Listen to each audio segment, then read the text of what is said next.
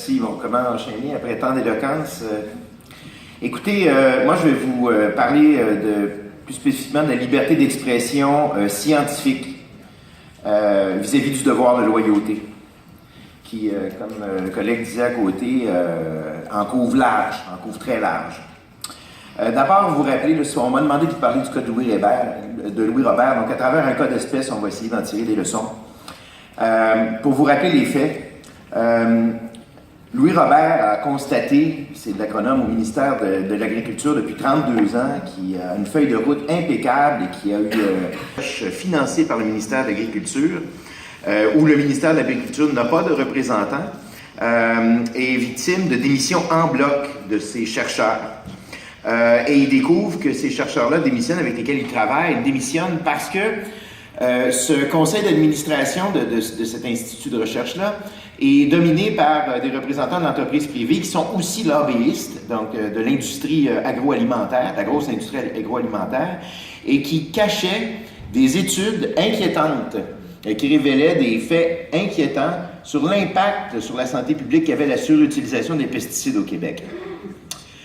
Il a d'abord dénoncé la situation à l'interne. Quand on travaille pour un ministère, on s'identifie au ministère, surtout depuis 32 ans, et on y est automatiquement loyal parce qu'on veut que le ministère réussisse dans ses objectifs.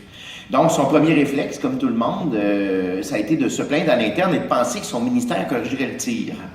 Rien n'a bougé et on lui a dit de se la fermer. De guerre lasse, il a fini par remettre un document qui révélait cette situation inquiétante à l'interne à un journaliste de Radio-Canada qui en a fait un reportage. On était en mars 2018. À l'époque, moi, j'ai été interpellé par les journalistes pour savoir qu'est-ce que je pensais du fait qu'on cachait des études financées par le ministère de l'Agriculture inquiétantes pour le public. Je n'avais aucune idée que j'avais un de mes membres qui avait révélé, qui avait donné un document et qui avait permis de corroborer ces informations. Et je suis intervenu, le débat a duré peut-être 24 heures. Hein? C'est effrayant, les abeilles meurent à cause des d'une particule néocorticoïde. Ça a causé des mois pendant à peu près 24 heures. Après ça, pouf, on n'en a plus entendu parler. Le ministère a fait une recherche à l'interne pour savoir qui avait parlé. Ils ont demandé à Louis Robert, dans le cadre de leur enquête, « Est-ce que c'est toi qui as donné le document? » Il a dit « Oui, c'est moi qui ai donné le document. » Ils l'ont congédié. Le 24 janvier dernier, c'est là que j'ai appris qu'un de nos membres avait révélé de l'information parce qu'il a été congédié. Et on est obligé de le défendre par la loi, mais c'est avec plaisir qu'on a pris sa défense à bras-le-corps. Congédié après 32 ans de bons et loyaux services. Le 31 janvier, le ministre de l'Agriculture, en caucus du Parti libéral, se fait interviewer par les journalistes parce qu'on a dénoncé son congédiement sur la place publique. Et il dit « C'est moi qui l'ai congédié, je suis d'accord avec ça. » Et là, j'ai été surpris. Jamais j'ai vu un ministre se mêler du congédiement de quelqu'un qui est 6 paliers de gestion en-dessus de lui. Et là, donc, ça a donné une occasion de ressortir publiquement pour poser des questions. Le lendemain, il reculait un petit peu en disant « c'est pas moi qui l'ai congédié finalement ». Donc, il commençait à avoir des versions différentes. Et il évoque le fait qu'il y avait d'autres raisons que d'avoir lancé une alerte qui expliquait le congédiement de Louis Robert. Donc, c'était de la diffamation. Parce que vous savez qu'on ne peut faire appliquer un congédiement que pour les raisons qui sont évoquées dans la lettre de congédiement. On ne peut pas arriver devant l'arbitre et plaider d'autres raisons. Et donc là, encore une raison de s'indigner, de s'inquiéter. On était en train, la coalition des syndicats de la fonction publique me proposait de faire une sortie publique. Et là, j'avais le président du syndicat des ingénieurs du gouvernement du Québec qui m'appelait et dit « Je veux bien la signer, ta lettre, Richard, mais c'est quoi les squelettes dans le placard? » Et là, je me mets à chercher, je me dis, on est-tu en train de se compromettre pour quelque chose qu'il y aurait d'autre? Et j'ai fait une recherche, j'ai parlé à 2 de ses patrons qui avaient été ses patrons pendant plus de 10 ans chacun. Donc, j'ai couvert 22 ans de gestion directe et ils m'ont tous dit qu'il était irréprochable. Et ils étaient outrés de voir que le ministre avait insinué qu'il y avait d'autres raisons à reprocher à M. Robert. Le premier ministre en a rajouté une couche le lendemain, le 1er février. Et ils n'étaient pas à l'Assemblée nationale.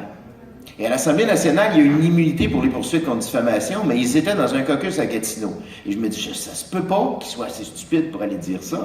Et donc là, on est rentré, on est allé sur la place publique pour dénoncer ça. Les médias se sont emparés de l'histoire. On a eu une couverture sans précédent. Ce qui a fait en sorte que le lundi suivant, probablement conseillé par une de ces grandes firmes de communication, le ministre a fait une conférence de presse pour s'excuser.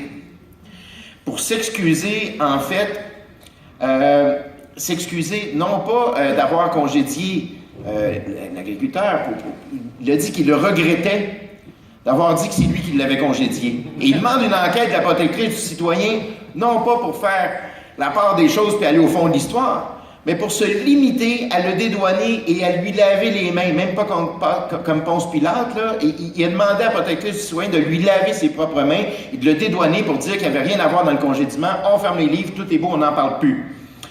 Encore là, Paul Larocque m'appelle, ça te tente de revenir déchirer ta chemise encore sur les lanceurs d'alerte. On fait la tournée des médias. Le ministre essaye de calmer la situation, passe à Paul Arcand le lendemain, qui l'a interrogé tel un procureur en contre-interrogatoire de façon très incisive, et il a fini par dire que les autres raisons qu'il évoquait pour avoir congédié Louis Robert, ben c'était son intuition qu'il lui avait donnée.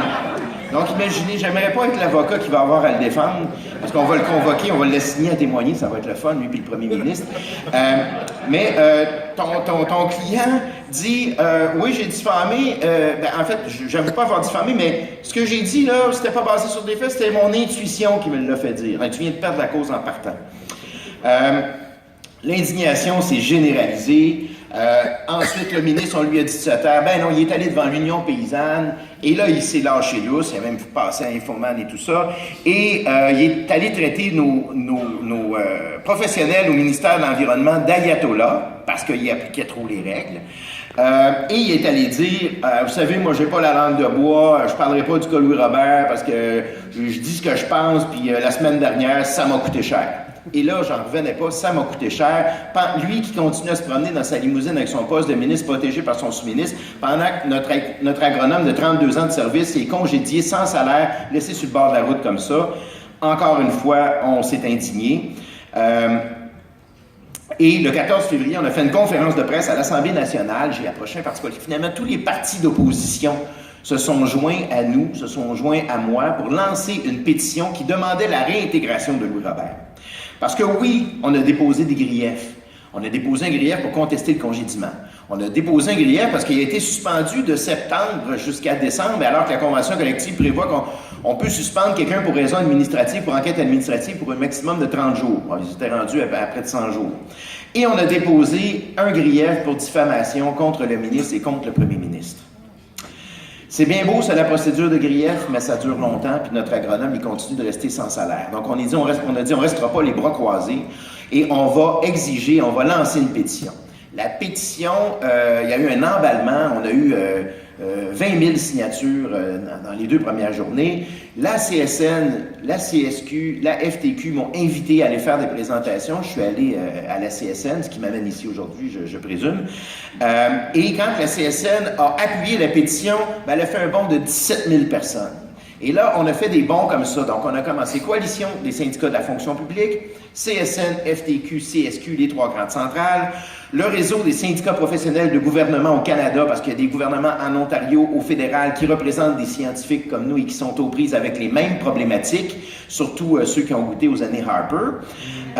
Et l'International des services publics, on était à Washington il y a quelques semaines, et tous les syndicats canadiens et américains affiliés à l'International des services publics ont demandé à l'ISP de diffuser cette pétition demandant la réintégration de Louis Robert aux 20 millions de travailleurs des services publics représentés par les 700 syndicats de l'International des services publics.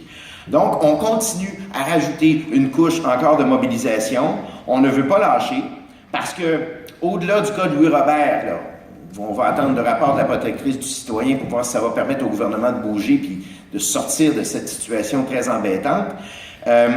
Au-delà du cas de Louis Robert, là, au-delà du cas d'espèce, ce qui est important, et le professeur ici à côté de moi, il faisait référence, c'est l'exemple que ça donne, c'est l'effet multiplicateur que ça a. Parce que nos membres, là, au ministère de l'Environnement, dans tous les ministères et organismes, là, le message que ça leur lance, c'est oui, peut-être que si vous dénoncez quelque chose qui met en péril la santé et la sécurité du public ou l'environnement, on va vous appuyer, on va dire que c'est donc de valeur que vous soyez congédié, mais pendant ce temps-là, vous allez rester sans salaire. Et avant d'avoir raison dans une cause d'arbitrage, ça va vous prendre au minimum 1 an et l'employeur peut étirer ça à 2 puis à 3 ans. Donc, même si vous avez raison en bout de ligne, vous allez avoir un sérieux prix à payer pour ça. Et c'est ça le mauvais message qu'on veut contrecarrer. 1 minute. La loi de la protection des divulgateurs, la loi facilitant, si on veut, la divulgation d'actes répréhensibles, on l'a dit quand elle a été adoptée, même si on suivait la plupart de nos recommandations, cette loi-là a 2 problèmes. Un, maintient des systèmes de plainte à l'interne qui sont des pièges à compte, c'est ce que Louis Robert a fait pour aller chercher de l'information, pour mieux taper aussi au vu des collègues sur celui qui a osé mettre l'institution en embarras. Et l'article 7 permet une divulgation publique, mais un deuxième alinéa qui oblige à aller à la police avant, donc qui rend caduque cette divulgation-là. Donc, il y a des partis d'opposition qui veulent maintenant changer la loi. Le gouvernement a dit qu'il était ouvert à changer la loi, et c'est là-dedans c'est dans cette direction qu'on doit s'orienter. Moi, je vous dirais que pour le monde syndical, il y a Bernard Drainville qui a dit à 2 reprises, s'il y en a qui pensent, et avant de recevoir Luc Lavoie, c'était le fun, s'il y en a qui disent encore que les syndicats, ça sert à rien, on en a un bon exemple de l'importance des syndicats, parce que malheureusement, nos institutions se protègent eux-mêmes avant de protéger les membres. Brigitte Breton a dit, pour ceux qui se demandent les unions, qu'est-ce que ça donne, avec le SPJ, avec ce que ce syndicat-là fait maintenant, on a une réponse, OK? Donc, le monde syndical, comme on l'a fait pour le combat contre C-377, de la loi de Harper qui voulait nous assommer, on s'est coalisé, on a eu gain de cause.